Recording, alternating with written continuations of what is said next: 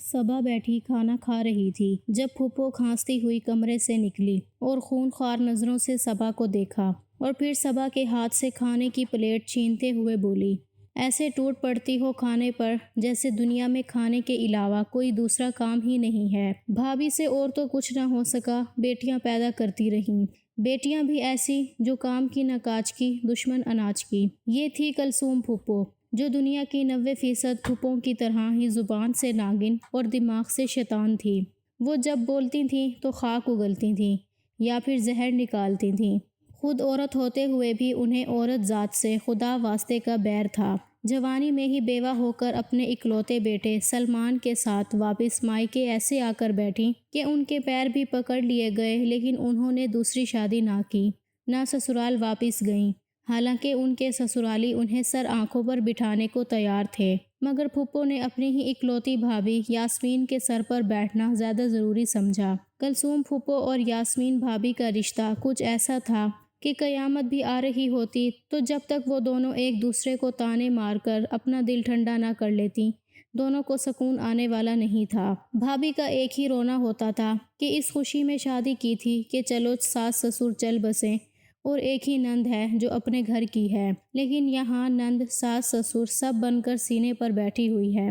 اور کلثوم پھوپھو کا بھی بس ایک ہی شکوہ تھا کہ یاسمین بھابھی بیٹا نہ پیدا کر سکیں، اور یوں بیٹے کے چکر میں بیٹیوں کی لائن لگتی چلی گئی۔ 4 بیٹیوں کے بعد جب ڈاکٹر نے ہاتھ جوڑ کر کہا، دیکھیں عورت کو عورت سمجھیے، بچہ پیدا کرنے کی مشین نہیں، ان کی حالت بہت سنجیدہ ہے، مزید ایک بھی ڈیلیوری ان کی جان جا سکتی ہے، تب کہیں جا کر یاسمین بھابھی نے بھی بیٹے کی آس چھوڑ دی کہ جان ہے تو جہان ہے۔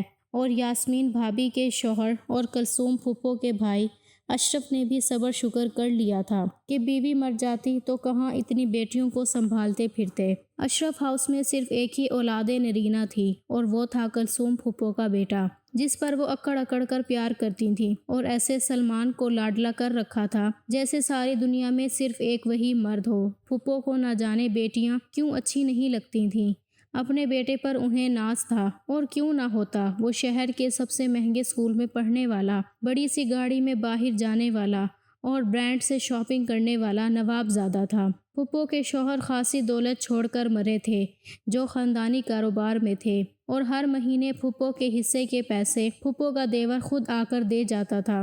پھوپھو کا ایک عدد الگ گھر بھی تھا، لیکن پھوپھو کا کھانا بھابھی اور بھتیجیوں سے لڑے بغیر ہضم نہیں ہوتا تھا، اسی لیے اشرف ہاؤس کی دوسری منزل پر قبضہ کیے بیٹھی ہوئی تھیں، جہاں وہ اپنی بھتیجیوں کو کچھ کھاتا پیتا دیکھ لیتی تو ہاتھ سے لے لیتی تھیں، اور اپنے مخصوص انداز میں کہتی تھیں، اتنا کھاؤ گی تو کھا کھا کر پھٹ جاؤ گی، لڑکیوں کو دبلا پتلا ہونا چاہیے ورنہ کوئی بیاہ کر نہیں لے جاتا۔ انہوں نے اپنی باقی بھتیجیوں کو سمارٹ ہونے کے چکروں میں پھنسا رکھا تھا، لیکن صبا کھانے پینے کی ہر چیز دیکھ کر خود پر کنٹرول نہیں رکھ پاتی تھی، اور جب تک سب کچھ چٹ نہ کر جاتی اسے سکون ہی نہیں ملتا تھا۔ جیسے اس وقت پلاؤ کھا رہی تھی کہ پھوپھو نے ہاتھ سے چھین لی۔ پھوپھو میری دوست نے بھیجی ہے، مجھے کھانے دیں۔ صبا نے پلیٹ لینے کے لیے ہاتھ آگے کیا تھا کہ پھوپھو نے زور سے چپل لگائی، کیوں بھیجی ہے اتنی زیادہ پلاؤ تمہاری دوست نے؟ پھوپھو کو حیرت ہوئی تھی کیونکہ کافی بڑی پلیٹ میں پلاؤ تھی۔ اتنی پلاؤ تو پھوپھو اپنے سائے کو بھی نہ دے جتنی پڑوسیوں نے بھیج دی تھی۔ پھوپھو آپ کو پتہ ہے وہ تو بس 4 لوگ ہیں، اتنی پلاؤ نہیں کھا سکتے، اسی لیے بھیج دی میرے لیے۔ صبا ابھی تک نادیدہ نظروں سے پلاؤ کو دیکھ رہی تھی، لیکن پھوپھو کسی صورت اس کو دینے کو تیار نہیں تھی، بلکہ چمچ لے کر خود کھانا شروع کر دی۔ ہاں اب ہر کوئی میری بھابھی کی طرح ٹبر تو پیدا کر کے نہیں رکھ دیتا، اور ٹبر بھی ایسا جسے کھانے کے علاوہ کچھ نظر نہیں آتا۔ میرا بیچارہ بھائی کتنی مشکلوں سے کماتا ہے، یہ نواب زادیاں اڑا دیتی ہیں کھانے پینے پر۔ میں کہتی ہوں بی بی ذرا خود پر دھیان دو، وزن بڑھ گیا تو کھانا پینا کم کرو اپنا، یا دنیا میں صرف کھانے کے لیے آئی ہو۔ پلاؤ کھاتے ہی پھوپھو نے صبا کے وزن پر تانا مارا اور صبا وہاں سے چلی گئی تھی۔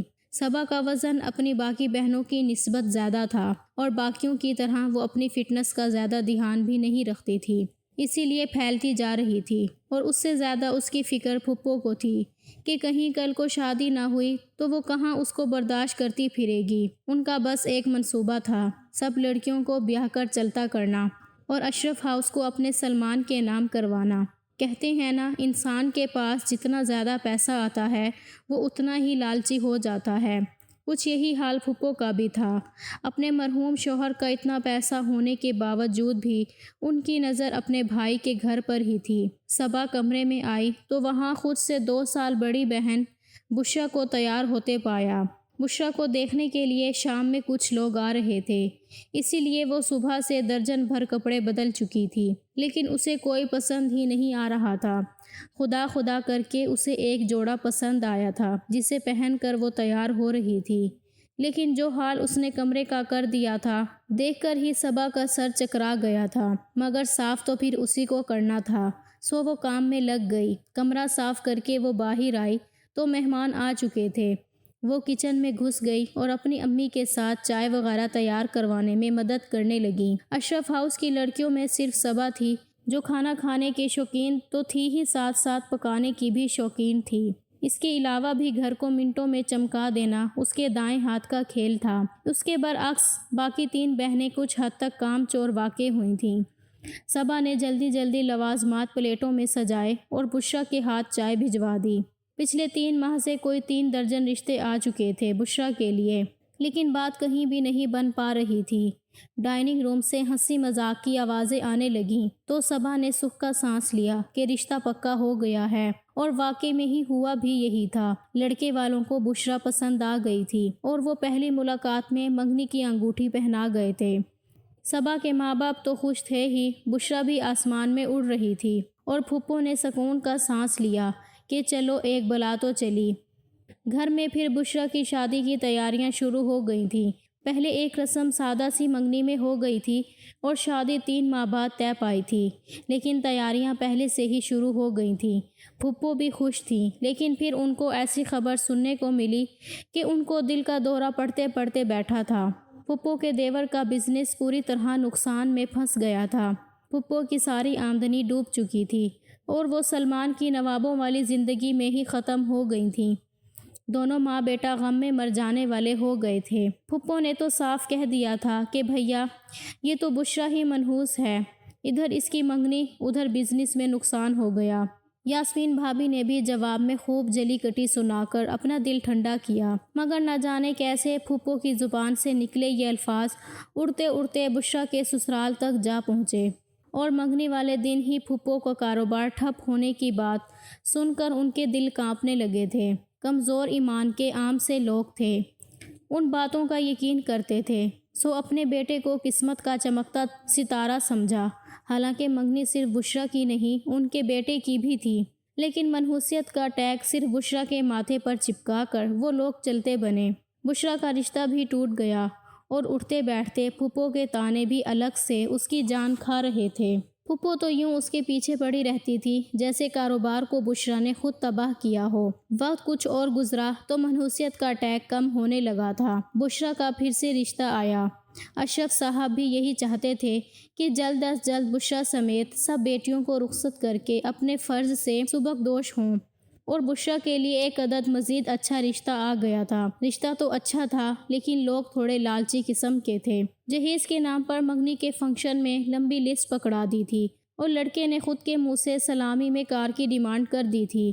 پھپھو نے تو کانوں کو ہاتھ لگایا اور پھر سے یاسمین بھابی کو تانا دے مارا، غور کرو اس مہنگائی میں بیٹیاں پیدا کیں، یہ نہ سوچا کہ ان کا جہیز کس طرح سے پورا کروں گی، بس پیدا کرتی ہی گئی، جیسے بیٹا پیدا کرنا یاسمین بھابی کے ہاتھ میں تھا۔ اشرف صاحب بشرا کی شادی کروانا چاہتے تھے، اسی لیے اس رشتے کے لیے بھی مان گئے اور سب شرطیں بھی مان گئے۔ ویسے بھی اشرف صاحب کا کاروبار اچھا خاصا چل رہا تھا تو یہ سب دینا زیادہ مشکل نہیں تھا، لیکن مشکل تو اس وقت پیش آئی جب سب کچھ برباد ہو گیا۔ اچانک سے اشرف ہاؤس پر ایسی آفت آئی کہ سنبھلنے کا موقع بھی نہ مل سکا۔ اشرف صاحب کی دکان میں آگ لگ گئی اور سب کچھ جل کر بھسم ہو گیا تھا۔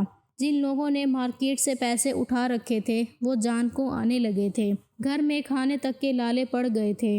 بھابی کا سارا زیور فروخت کیا گیا، لیکن قرض نے ختم ہونے کا نام نہیں لیا تھا۔ اشرف صاحب بہت پریشان رہتے تھے اور اسی پریشانی میں ایک دل کا دورہ پڑنے سے دنیا چھوڑ کر چلے گئے۔ اشرف صاحب کے ہونے سے پھر بھی اشرف ہاؤس میں تھوڑی آس اور امید تھی، ان کے جاتے ہی جیسے سب ختم ہو گیا تھا۔ یاسمین بیگم اپنی یتیم بیٹیوں کو دیکھ کر روتی تھیں، جن کے سر پر کوئی ہاتھ رکھنے والا نہیں تھا، اور پھپھو تو ہر چیز کا ذمہ دار ان بیچاری یتیم بچیوں کو سمجھنے لگی تھیں، اور یہ سب اشرف ہاؤس کی لڑکیوں کی منحوسیت سے جوڑ دیتی تھیں۔ بشریٰ کے سسرالیوں کو پتہ چلا اشرف صاحب کے دیوالیہ ہونے اور پھر موت کا ہر طرح کے شرم اور لحاظ کو دور رکھ کر اپنی انسانیت مار کر وہ رشتہ توڑنے کی بات کرنے لگے۔ بشریٰ کا یہ رشتہ بھی ٹوٹ جاتا تو پھر کبھی اس کی شادی نہ ہو پاتی، اوپر سے یتیمی بھی قسمت میں آ گئی تھی، تو لوگ اسے سچ مچ کی منحوس سمجھ کر دھتکارتے تھے۔ اسی لیے بھابھی بھی اس کے لیے بہت پریشان رہنے لگی تھی۔ اشرف صاحب کی موت کے بعد حالات مزید بگڑتے جا رہے تھے۔ اشرف صاحب اپنا کاروبار شروع کرنے سے پہلے رفیق نامی بزنس مین کے ہاں کام کرتے تھے۔ پھر اشرف صاحب نے اپنا کاروبار شروع کر لیا تو نوکری چھوڑ دی تھی۔ رفیق بھی مر چکا تھا اور اب سارا کاروبار اس کے بیٹے عثمان شیخ کے نام تھا۔ پھپھو نے یاسمین بیگم کو مشورہ دیا کہ وہ قرض کی غرض سے عثمان شیخ کے پاس جائیں، جو قرض ملے گا اس سے دوبارہ سے دکان کھول کر ورکر لگوا دیں گے تاکہ گزر بسر اچھا ہو سکے۔ یاسمین بیگم کو بھی زندگی میں پہلی بات اپنی نند کی درست لگی تھی، تو قرض کی نیت سے عثمان شیخ کے پاس جانے کے لیے گھر سے نکلنے لگیں۔ جب صبا جلدی سے آ گئی۔ صبا اچھی ڈریس ڈیزائنر تھی اور مختلف بوتیکس میں اپنے سیمپلز دینے جایا کرتی تھی تاکہ کچھ کام بن سکے تو وہ اپنی ماں کی پریشانی دور کر سکے اور اشرف ہاؤس کو ایک بار پھر سے خوشحال دیکھ سکے۔ عثمان شیخ کا بھی کپڑوں کا ہی کاروبار تھا۔ وہ شہر بھر میں ان کے کپڑوں کا برانڈ بہت مشہور تھا۔ کئی بوتیک عثمان شیخ کے شہر میں تھیں۔ صبا بھی اپنی اماں کے ساتھ چلی آئی تاکہ اپنے کام کے سیمپلز دکھا سکے۔ یاسمین بیگم واپس آئیں تو انہیں پتہ چلا کاروبار عثمان شیخ کا ہی تھا، لیکن عثمان شیخ کاروبار کو نہیں سنبھال رہا تھا بلکہ اس کی پھپھو اور چچا کاروبار کو دیکھ رہے تھے، کیونکہ عثمان شیخ ذہنی طور پر ٹھیک نہیں تھا۔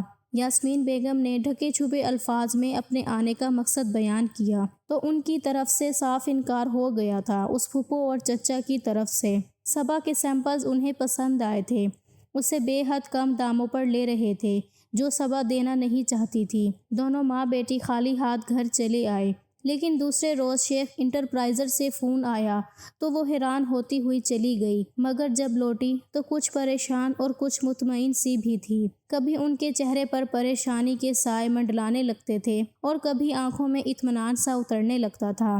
نہ جانے انہیں کیا ہو گیا تھا کہ وہ گہری سوچ میں گم ہو چکے تھے۔ رات کو پھر وہ کافی دیر بشریٰ سے سرگوشیوں میں کچھ کہتی رہی تھی۔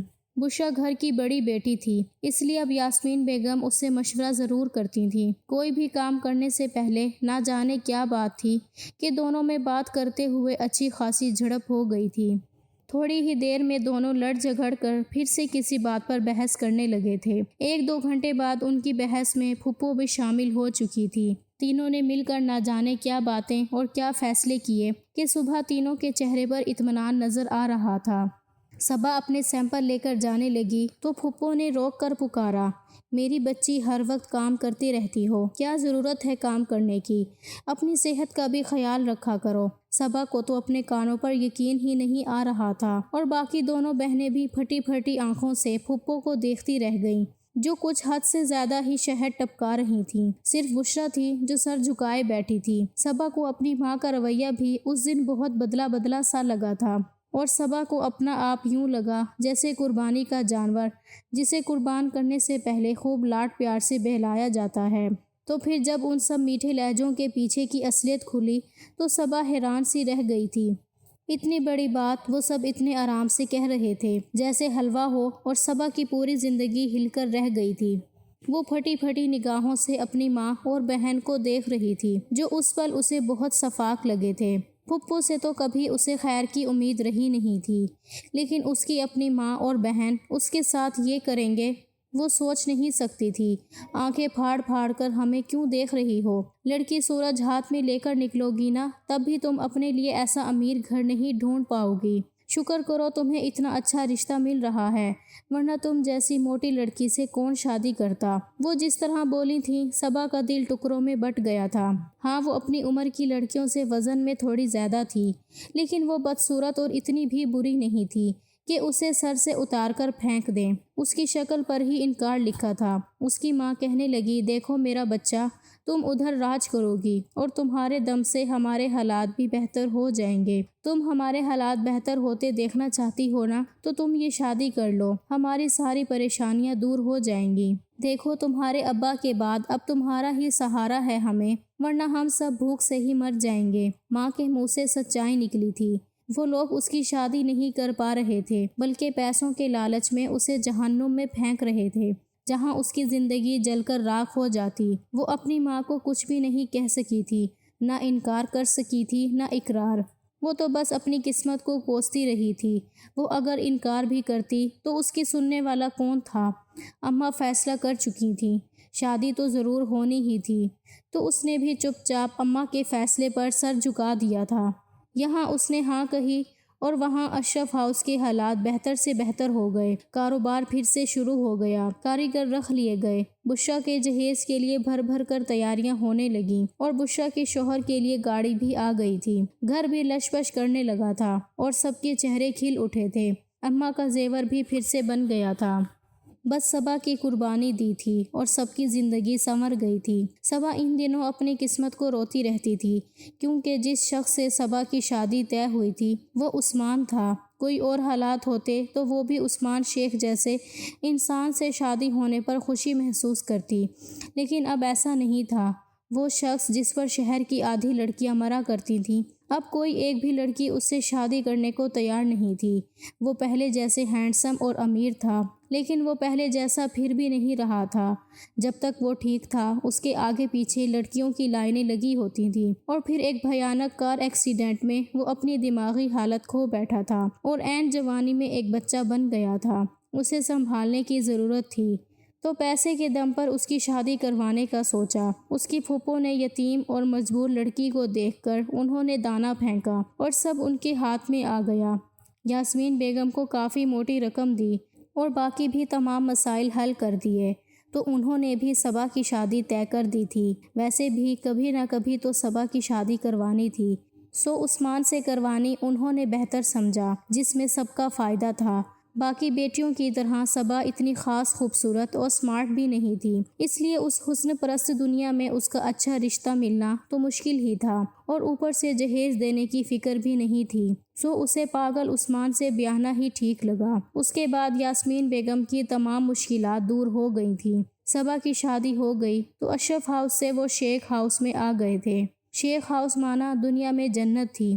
دنیا کی کوئی ایسی سہولت یا آسائش نہیں تھی جو ادھر نہ ہو، لیکن صبا کا دل ویران ہو چکا تھا۔ ہر لڑکی کی طرح اپنے لائف پارٹنر کے لیے بھی اس نے بہت کچھ سوچ رکھا تھا، مگر عثمان کسی ایک سوچ پر بھی پورا نہیں اترا تھا۔ شادی کی وہ پہلی رات جس میں لڑکیاں خوش اور شرمائی شرمائی سی ہوتی ہیں، صبا ڈری سہمی سی بیٹھی رو رہی تھی۔ جب عثمان کمرے میں آیا، عثمان کو شیروانی پہنا کر دلہا بنایا گیا تھا۔ وہ کمرے میں داخل ہوا تو اس کے ہاتھ میں ایک فیڈر تھا اور دوسرے میں لالی پاپ۔ صبا اپنا سر تکیے میں دیے رونے لگی تھی۔ جس رات دلہا منہ دکھائی کا تحفہ لے کر آتا ہے، اس کا دلہا بچوں کی طرح فیڈر پی رہا تھا۔ وہ بیڈ کے بیچ بیٹھ کے دلہن کو دیکھ کر تو وہ بچوں کی طرح خوش ہوا اور تالیاں بجا کر ناچنے گنگنانے لگا تھا۔ وہ خوش ہوتا ہوا بیڈ پر صبا کے قریب آ کر بیٹھا تو صبا کا دل خراب ہونے لگا تھا۔ اسے الٹی آنے لگی تھی اور وہ اٹھ کر بھاگنے لگی، جب عثمان نے اس کا ہاتھ پکڑ لیا تھا اور کہا، تم میری دلہن ہونا۔ وہ یوں دیکھ رہا تھا جیسے بچے اپنے کھلونے کو دیکھتا ہے۔ صبا سے مزید برداشت نہیں ہوا تھا۔ وہ اپنا ہاتھ چھڑا کر اٹھی اور باتھ روم میں گھس گئی۔ ساری رات باتھ روم کے دروازے سے لگ کر بیٹھی وہ روتی رہی تھی، اپنی خراب قسمت پر، اپنی ماں کے لالچ پر۔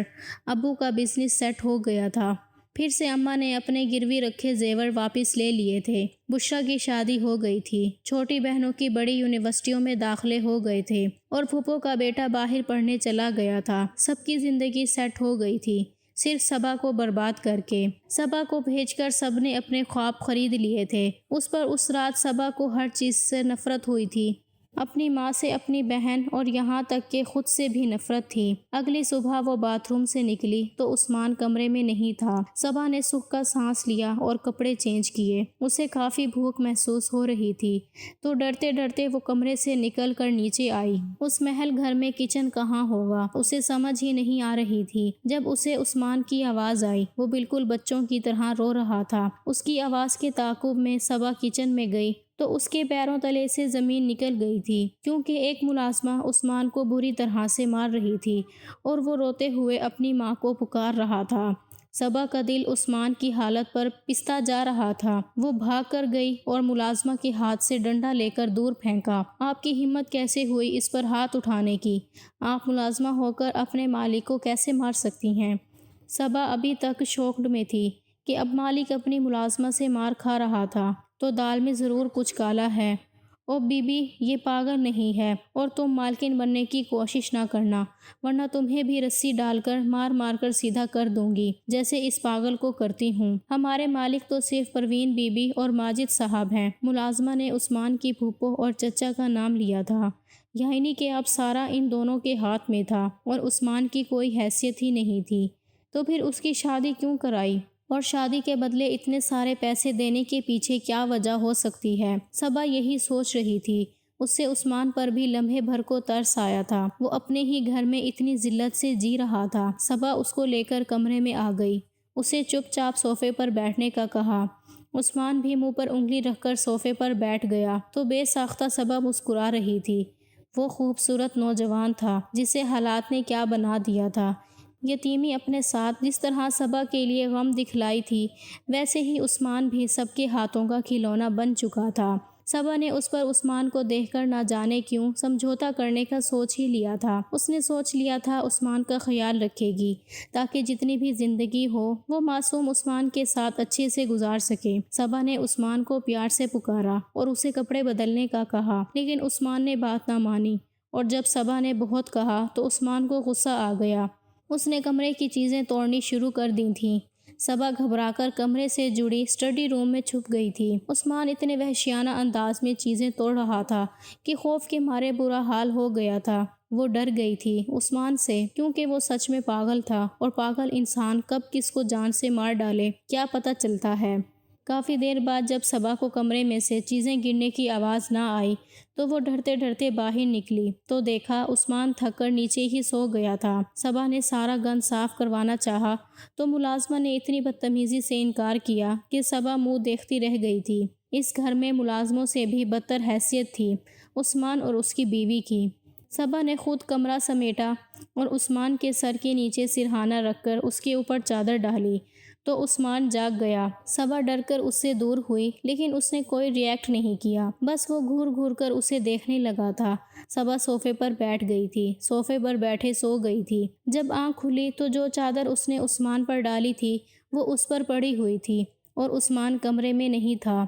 اسی وقت ملازمہ آئی اور اسے بتایا کہ نیچے اسے بڑے صاحب اور بیگم یعنی کہ پھپھو اور چچا بلا رہے ہیں۔ وہ نیچے آئی تو دونوں اسی کے منتظر بیٹھے تھے۔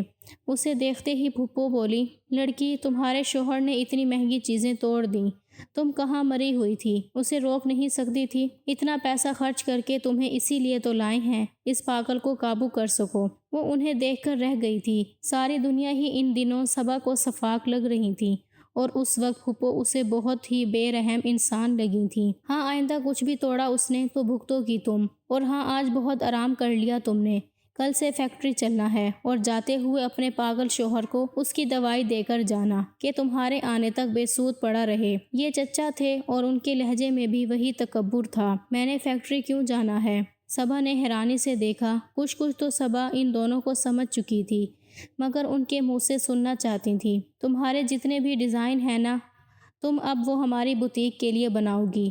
لاکھوں مانگ رہی تھی تم ان کے بدلے نا، تو اب مفت میں بنا کر دو گی، ورنہ جو حال میں تمہارا کروں گی تم سوچ بھی نہیں سکتی۔ اور یہ مت بولنا تمہیں خرید کر لائے ہیں ہم، تم غلام ہو ہماری اور وہی کرو گی جو ہم کہیں گے۔ صبا سب کچھ سمجھ چکی تھی کہ کیوں اس کی شادی عثمان سے کی گئی۔ صبا کے بنائے ڈیزائن اتنے بہتر اور یونیک تھے کہ ایک آرٹیکل کا 20-25 کا سٹاک بھی تیار کر لیا جاتا تو لاکھوں آتے۔ پھپھو صبا کے ڈیزائن سے کروڑوں کمانا چاہتی تھی اسی لیے صبا کو اپنے پاگل بھتیجے کے لیے لے آئی۔ ایک تیر سے انہوں نے 2 شکار کیے تھے، چند لاکھ سے لگا کر اپنا کروڑوں کا فائدہ کر لیا تھا۔ عثمان جیسے پاگل کو اس کے سر پر تھوپ دیا تھا اور صبا کی محنت بھی چھین لی تھی۔ صبا بے بسی دیکھ کر رہ گئی تھی، کیونکہ کر تو کچھ بھی نہیں سکتی تھی۔ زندگی صبا کے لیے بہت مشکل ہو گئی تھی۔ ایک طرف فیکٹری میں اس سے دگنا کام لیا جا رہا تھا، اس کے آرٹیکلز کو اپنے نام پر پھپھو نے لانچ کر دیا تھا، اور دوسری طرف عثمان کو سنبھالنا اس کے لیے مشکل ہوتا جا رہا تھا۔ وہ دن بدن زیادہ ذہنی بیمار معلوم ہونے لگا تھا اور صبا کو اتنا تنگ کرتا تھا کہ اس کا دل مر جانے کو کرتا تھا۔ جب اس کی برداشت جواب دے جاتی تو وہ بھی بھڑک اٹھتی تھی۔ عثمان اسے دیکھتا تو اس کو خود پر ہی غصہ آتا تھا کہ کیوں اس کو ڈانٹا ہے۔ وہ اکثر ہی صبا کو گھورتا رہتا تھا۔ جب صبا اس کی طرف دیکھتی تو وہ آنکھیں پھیر لیتا تھا۔ اس کے دیکھنے میں کچھ تو بہت عجیب سا تھا، لیکن صبا اسے اپنا وہم جان کر جھٹک دیا کرتی تھی۔ دھیرے دھیرے اس کی اور عثمان کی دوستی ہونے لگی تھی۔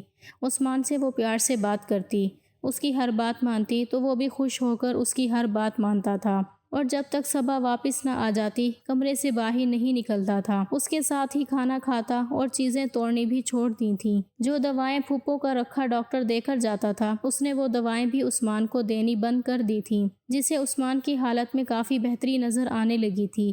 وہ خوش رہنے لگا تھا اور اپنی صاف صفائی کا خیال بھی خود رکھنے لگا تھا۔ خود سے ہاتھ منہ دھونے اور کپڑے بدلنے کے قابل ہو گیا تھا۔ پھپھو اور چچا کاروبار میں اس قدر مصروف تھے کہ انہوں نے عثمان کی سنبھلتی حالت کا نوٹس نہیں لیا تھا، مگر صبا نے ایک بہت ہی عجیب چیز نوٹ کی تھی، لیکن اپنا وہم جان کر جھٹک گئی تھی۔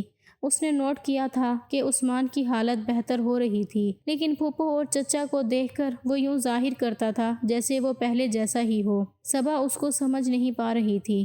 وہ جیسے تیسے کر کے وقت گزار رہی تھی۔ وہ عثمان سے ہمدردی رکھتی تھی، خود بھی سمجھوتا کر چکی تھی، سو اب کوئی اور راستہ نہیں تھا۔ اس نے اشرف منزل کے مکینوں سے بھی ملنا چھوڑ دیا تھا۔ یاسمین بیگم اس سے ملنے کی کوشش کرتی تھی، لیکن وہ نہیں ملنا چاہتی تھی، سو تھک ہار کر وہ یہ کوشش کرنا بھی چھوڑ چکی تھیں۔ سوائے عثمان کے صبا کے پاس اب دنیا میں کچھ بھی نہیں تھا، اس لیے وہ عثمان کا خیال رکھنے کی کوشش کرنے لگی تھی۔ وہ جیسا بھی تھا لیکن اس کی تنہائی کا ساتھی تھا۔ کم از کم صبا کو اپنے اکیلے پن کا احساس تو نہیں ہوتا تھا۔ کبھی عثمان کو دیکھ کر لگتا تھا وہ بالکل ایک نارمل انسان ہے، کبھی لگتا تھا وہ ایک چھوٹا سا بچہ ہے۔ وہ جن نظروں سے اس کو دیکھتا رہتا تھا وہ بڑی عجیب نظریں تھیں اس کی، جیسے اندر تک اتر جانے والی۔ اور پھر ایک دن جب ان نظروں کا راز کھلا تو صبا کے پیروں تلے سے زمین بھی نکل گئی تھی۔ دنیا اپنے اندر کیسے راز چھپائے پھرتی ہے اسے اندازہ نہیں تھا۔ جو جیسا دکھتا ہے اکثر وہ ویسا ہوتا نہیں ہے۔ آنکھیں اتنا بڑا بھی دھوکہ کھا سکتی ہیں۔ وہ دیکھ کر ہی چکرا گئی تھی۔ یہ اس رات کا قصہ ہے جب وہ تھکی ہاری لوٹی تو اپنے بیڈ پر لیٹی تو اسے نیند آ گئی تھی۔ وہ گہری نیند میں تھی جب اسے محسوس ہوا کوئی اس کے پاس بہت قریب آ کر بیٹھا، اتنا قریب کہ اس کی سانسیں صبا کو اپنے گالوں پر محسوس ہوئی تھیں۔ وہ نیند سے بیدار ہو چکی تھی، لیکن آنکھیں کھولنے کی اس میں ہمت نہیں تھی۔ اس کی ناک میں وہ تیز اور مہنگی خوشبو گھسی جا رہی تھی جو کبھی کبھار اسے یوں ہی نیند میں اپنے آس پاس ہوتی تھیں، مگر آج اس خوشبو والے شخص کو اپنے پاس محسوس کر کے وہ کانپ دی۔ اس کا دل خوف سے دھڑکنے لگا تھا جب ایک آواز اس کے کانوں سے ٹکرائی، اور پھر جیسے وہ حیران سی رہ گئی تھی۔ یہ تو اس نے کبھی سوچا ہی نہیں تھا کہانی یوں بھی ہو سکتی ہے، تصویر کا رخ یہ بھی تو ہو سکتا ہے، جو نظر آ رہا ہے وہ آنکھوں کا فریب بھی ہو سکتا ہے۔ تم کتنی پیاری ہو صبا، پتہ ہے مجھے لگا پھپھو تمہیں لائی ہیں تو تم بھی ان جیسی ہوگی، جھوٹ موٹ کا ناٹک کرو گی، اور تمہاری ہمدردی کو بھی میں تمہارا ناٹک ہی سمجھتا تھا، کیونکہ پھپھو پہلے بھی میرے ساتھ ایسا کر چکی ہیں۔ ڈیڈ کی موت پر جب میں بہت ٹوٹ گیا تھا تو انہوں نے اپنی بیٹی کو مجھ سے قریب کیا، اور جب وہ مجھے تھوڑی تھوڑی اچھی لگنے لگی تو اس نے اپنے رنگ دکھائے اور میرا ایکسیڈنٹ کروا دیا۔ مجھے لگا تو تم بھی ان سب کی طرح لالچی ہو اور مجھے مارنا چاہتی ہو۔ تم سے نکاح ہوا تو مجھے لگا تم بھی ان لوگوں کے ساتھ سازش میں شریک ہو، مگر تمہارے ساتھ وقت گزارا تو پتہ چلا میں کتنا غلط تھا۔ تم تو بہت پیاری لڑکی ہو۔ پھپھو تمہیں بدصورتی کے طعنے دیتی ہیں، لیکن مجھ سے پوچھو تو میں بتاؤں تم سے حسین اس دنیا میں مجھے اب کوئی نہیں لگتا، کیونکہ مجھے یعنی عثمان شیخ کو زندگی میں پہلی بار محبت ہو گئی ہے، اور وہ بھی تم سے۔ میں بہت جلد سب ٹھیک کر لوں گا اور پھر تمہیں سب بتاؤں گا اور ہم دونوں ایک نئی زندگی شروع کریں گے۔ ایسی زندگی جس میں سب خواب پورے ہوں گے، ایسی زندگی جس میں تم سے میں بہت محبت کروں گا۔ اور یہ عثمان تھا جو رات کے اس پہر اپنی اس مہنگی پرفیوم اپنے اچھے کپڑوں میں لگائے صبا کے بہت قریب بیٹھا، اس کے کان میں سرگوشیاں کر رہا تھا۔ اس کا ایک ہاتھ صبا کے گال پر تھا اور وہ بہت ہی پیار بھری نظروں سے اس کو دیکھ کر یہ سب کہہ رہا تھا۔ وہ کہیں سے بھی پاگل نہیں لگ رہا تھا، وہ ایک نارمل انسان تھا اور ابھی مزید بھی کچھ کہنا چاہتا تھا، لیکن صبا نے اسے حیرت بھری نظروں سے دیکھا تو وہ پریشان ہو گیا تھا اور اٹھ کر وہاں سے جانے لگا تھا کہ صبا نے اس کا ہاتھ پکڑ کے اسے واپس بیڈ پر بٹھایا۔ تم بالکل ٹھیک ہو، اف اللہ تم ڈرامے کر رہے تھے، اتنے عرصے سے تم پاگل نہیں ہو۔ صبا کا حیرت سے برا حال تھا، وہ سمجھ نہیں پا رہی تھی اتنا بڑا اداکار اپنی اصلی زندگی میں بھی کوئی ہو سکتا ہے۔ عثمان نے آئیں بائیں شائیں کرنے کی بہت کوشش کی لیکن وہ اسے پکڑ چکی تھی، اب کوئی فائدہ نہیں تھا بہانہ بنانے یا مزید ڈرامے کرنے کا۔ ہاں میں بالکل ٹھیک ہوں اور میں کبھی بھی دماغی مریض یا پاگل نہیں تھا، میں بس ڈرامے کر رہا تھا۔ عثمان نے مان لیا تھا۔ صبا کو خوشی بھی ہو رہی تھی اور حیرت بھی، وہ اب اس کے سامنے بیٹھی پوری تفتیش کے موڈ میں تھی۔ میری ماما کے انتقال کے بعد بابا نے مجھے پالا اور بابا نے سب کچھ اپنے بلبوتے پر بنایا، جس پر چچا اور پھپھو نظریں گاڑے بیٹھے تھے، لیکن میں انہیں ہمیشہ اپنا ہمدرد سمجھتا رہا تھا۔ ابا کا انتقال ہوا تو پھپھو اپنی بیٹی اور شوہر کے ساتھ ہمارے گھر شفٹ ہو گئے تھے، چچا بھی اپنی بیوی بچوں کے ساتھ یہیں آ گئے اور میرے غم کا فائدہ اٹھا کر آہستہ آہستہ سب کچھ اپنے ہاتھ میں لینا شروع کر دیا تھا۔ پھپھو کی بیٹی نے مجھ سے دوستی کی اور جب مجھے لگا شاید وہ مجھے اچھی لگ رہی ہے تو اپنی ماں کے ساتھ پلاننگ کر کے اس نے مجھے چلتی گاڑی میں دھکا دے دیا اور دھکا دینے سے پہلے سب خود قبول کر لیا تھا۔ اپنوں کے اصلی چہرے دیکھ کر میرے اندر جینے کی تو کوئی امنگ ہی نہیں تھی، لیکن میں بچ گیا اور وہاں سے کوئی نیک بندہ اٹھا کر مجھے ہسپتال لے گیا۔ مجھے ہوش تو آ گیا لیکن میں نے ڈاکٹر کی منتیں کر کے اسے یہ کہنے کے لیے راضی کر لیا کہ میرا ذہنی توازن خراب ہو چکا ہے تاکہ پھپھو اور چچا کو کھیل کھیلنے کا موقع مل جائے اور مجھے ان کے خلاف ثبوت مل سکے جس سے میں ان کو ان کے کیے کی سزا دے سکوں۔ میں نے پاگل پن کا ناٹک شروع کر دیا اور اپنے ہی گھر میں میری زندگی کتوں سے بدتر ہو گئی، لیکن میں برداشت کرتا رہا اور پھپھو تمہیں میری زندگی میں لے آئی، پھر تمہیں بھی ان کی طرح سمجھتا تھا، لیکن پھر میں غلط نکلا اور مجھے پتہ چلا کہ تمہارے ساتھ بھی کتنا غلط ہوا ہے، مگر اس کے باوجود تم نے باقیوں کی طرح مجھے جانور نہیں جانا بلکہ انسان جانا اور مجھے بھی کب تم سے محبت ہو گئی پتہ ہی نہیں چلا۔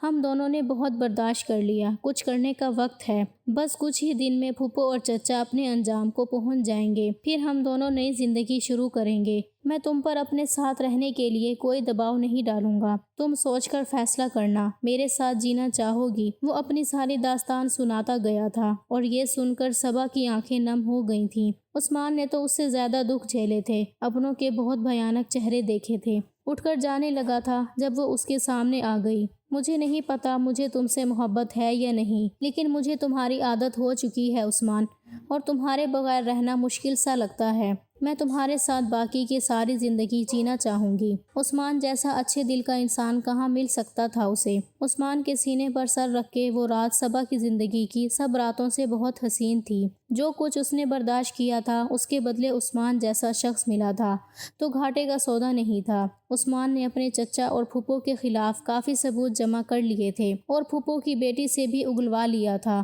کہ کیسے اس نے عثمان کو مارنے کی کوشش کی تھی۔ سارے ثبوت جب عثمان نے میڈیا اور پولیس کو دیے تو پھپھو اور چچا کہیں منہ دکھانے کے قابل ہی نہیں رہے تھے۔ چچا کے وہ بچے جنہیں عثمان کی دولت سے انہوں نے باہر ملکوں میں بھیجا گیا تھا، ان سب نے بھی لا تعلقی کا اظہار کر دیا تھا اور پھپھو کا شوہر بھی دوسری شادی کر کے ہاتھ جھاڑ چکا تھا۔ پھپھو اور چچا بری طرح سے پھنس چکے تھے اور کورٹ نے انہیں دھوکہ دہی اور اقدام میں لمبی سزا سنا دی تھی۔ عثمان کا ٹھیک ہونے کا سن کر سب کو شوق لگا تھا، کافی لوگ مبارک دینے بھی آئے تھے، جن میں صبا کی ماں، بہنیں اور پھپھو بھی شامل تھیں۔ پھپھو تو ہمیشہ کی طرح آج بھی ویسی ہی تھیں، مگر ماں اور بہنوں کا خلوص وہ محسوس کر چکی تھی۔ وہ اپنی ناراضگی بھی بھلا بیٹھی تھی کیونکہ اسے عثمان جو مل گیا تھا تو سب معاف تھا۔ جو اس نے اپنے لائف پارٹنر کے حوالے سے سوچ رکھا تھا، عثمان اس سے بھی زیادہ اچھا شوہر ثابت ہوا تھا۔ جس صبا کو ساری دنیا بس صورت کہتی تھی، آج اس کی قسمت پر رشک کرتی تھی کیونکہ اس کے محبوب عثمان نے اسے محبت کے آسمان پر بٹھا کر بہت حسین بنا دیا تھا۔ شوہر محبت کرنے والا ہو تو عورت نکھر ہی جاتی ہے۔